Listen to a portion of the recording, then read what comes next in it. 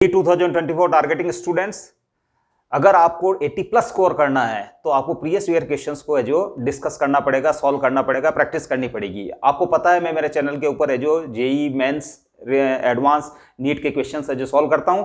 आप मेरे साथ आगे बढ़ें, मेरे चैनल को लाइक करें, शेयर करें, सब्सक्राइब करें। मेरा ये प्रेजेंट क्वेश्चन जो है ये इलेक्ट्रोमैग्नेटिक इंडक्शन चैप्टर से है और जेई 2013 मेंस में आया हुआ क्वेश्चन है।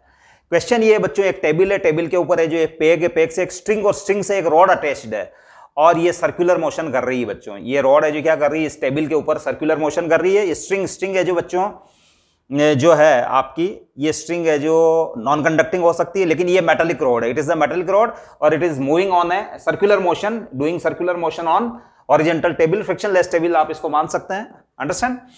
तो ईएमएफ इंड्यूस, अच्छा magnetic field is perpendicular to the rod. Magnetic field है जो बच्चों, जैसे ये टेबल का फेस है और इसके ऊपर ये स्ट्रिंग और ये रोड है जो सर्कुलर मोशन कर रही है, लेकिन magnetic field directed perpendicular to the table. Magnetic field जो है लेट परपेंडिकुलर टू टेबल है बच्चों। तो पहले इस क्वेश्चन को कैसे सॉल्व करेंगे? फोर्थ ऑप्शन है, आपको ईएमएफ फाइंड करना कि इस रोड के अक्रॉस कितना ईएमएफ इंड्यूस होगा बच्चों। तो पहले थ्योरी डिस्कस कर लेते हैं, फिर ये 4 ऑप्शंस के अंदर है जो हम चेक कर लेंगे कौन सा है जो ऑप्शंस हमारे लिए करेक्ट है। अंडरस्टैंड? तो let magnetic field is acting perpendicular to the plane of this board and a metallic rod is moving in the plane of board। जैसे फॉर एग्जांपल ये जो एक मैग्नेटिक फील्ड है directed into the plane of board और ये आपकी metallic rod है बच्चों और it is moving with speed v perpendicular, ये मेटालिक रॉड है, मेटालिक रॉड। इसकी लेंथ है जो बच्चों l है, स्मॉल l, या इसकी लेंथ है जो स्मॉल l है।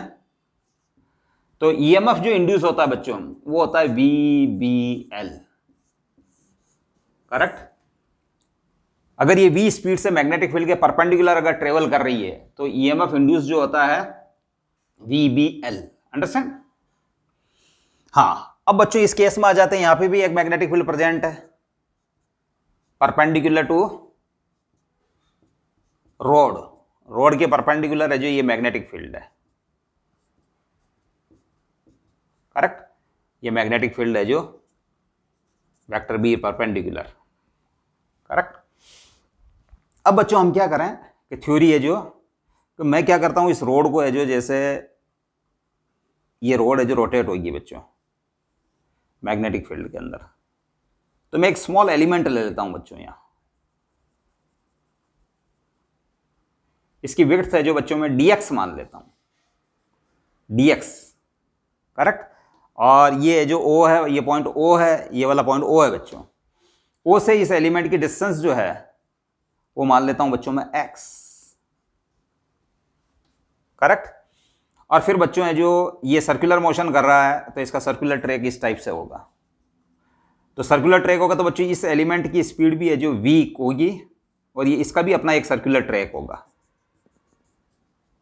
ये वाला जो एलिमेंट है, स्मॉल एलिमेंट, किसका? रोड का स्मॉल एलिमेंट, इसकी स्पीड है जो v होगी और v equals to omega x वाली की रेडियस वाले सर्कल के अंदर ये ट्रेवल करेगा। अंडरस्टैंड? और ये मैग्नेटिक फील्ड के परपेंडिकुलर है, लेट मैग्नेटिक फील्ड है जो इसके अंदर इस केस में ये है और ये डिस्टेंस x है बच्चों। अंडरस्टैंड? तो v इक्वल्स टू हो गया बच्चों omega x, v equals to omega r होता है, तो यहां हो गया ओमेगा x, तो इसकी स्पीड ये हो जाएगी बच्चों। करेक्ट?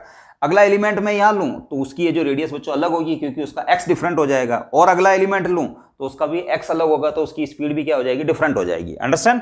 तो v equals to omega x में x है जो वेरिएबल है, x है जो यहाँ एलिमेंट लेने पर x चेंज होती रहती है बच्चों। जैसे यहां अगर मैं एलिमेंट लूं तो उसके लिए x यहां से यहां तक की लेंथ हुई, अगर मैं यहां एलिमेंट ले लेता हूं तो उसके लिए x जो है यहां से यहां तक की लेंथ हो जाएगी। तो इसका मतलब x वेरिएबल है, स्पीड वेरिएबल है। अंडरस्टैंड?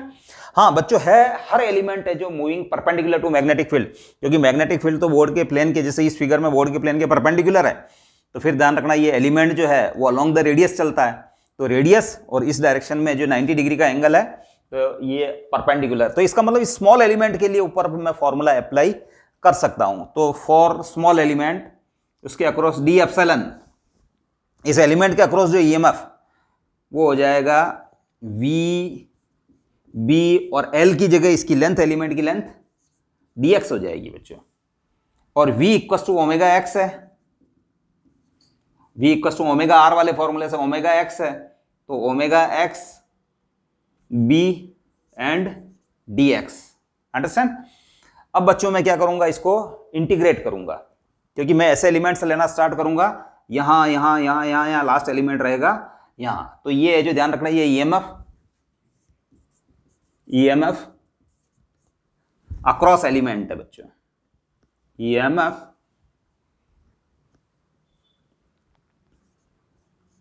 Across element.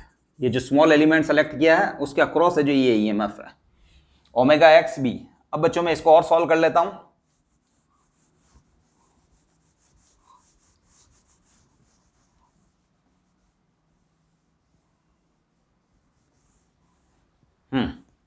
ऐसे एलिमेंट मैंने यहां से लेके यहां तक स्टार्ट किए, तो डी एप्सिलॉन जो आ रहा है अभी आपके पास वो आ रहा है omega B X D X, omega B X D X. ये है जो ईएमएफ अक्रॉस एलिमेंट है ना, अक्रॉस एलिमेंट।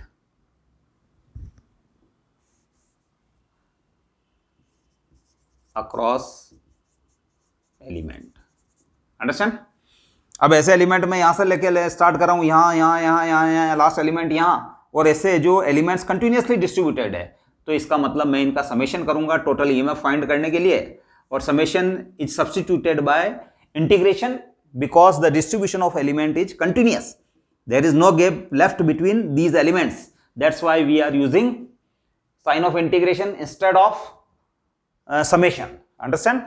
तो ये ओमेगा बी हो जाएगा और ये हो जाएगा एक्स डी एक्स। फिर ऐसे एलिमेंट आपने बनाना स्टार्ट किया बच्चों यहां से यहां तक, तो बच्चों यहां जो अब आप एक बार डाटा पढ़ेंगे कि स्ट्रिंग ऑफ लेंथ 2l, यहां से यहां तक की लेंथ जो आ रही है स्ट्रिंग की लेंथ वो आ रही है बच्चों 2l, ये जो लेंथ है इट इज 2l। अंडरस्टैंड।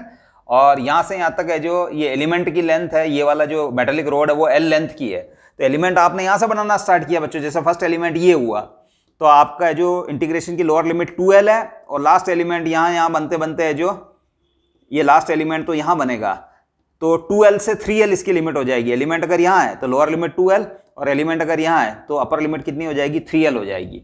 तो 2l टू 3l। अंडरस्टैंड।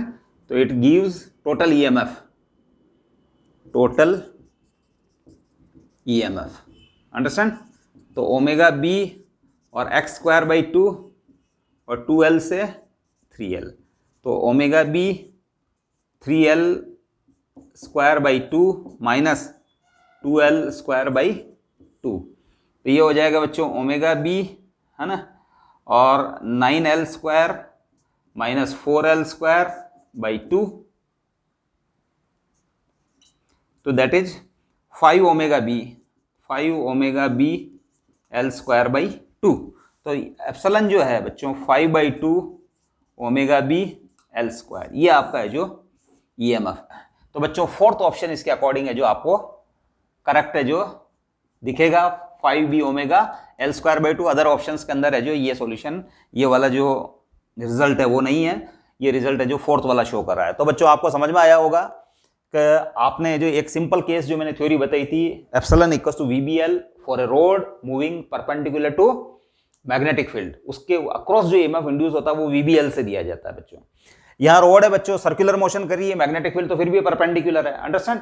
तो उसका each element moves on it's on circular path, है ना, and the velocity is perpendicular to magnetic field for that particular small element, but the magnitude v equals to omega r, so r is different, correct, for each element. That's why v is variable, so we can calculate small EMF across each element and then integrate it. Understand?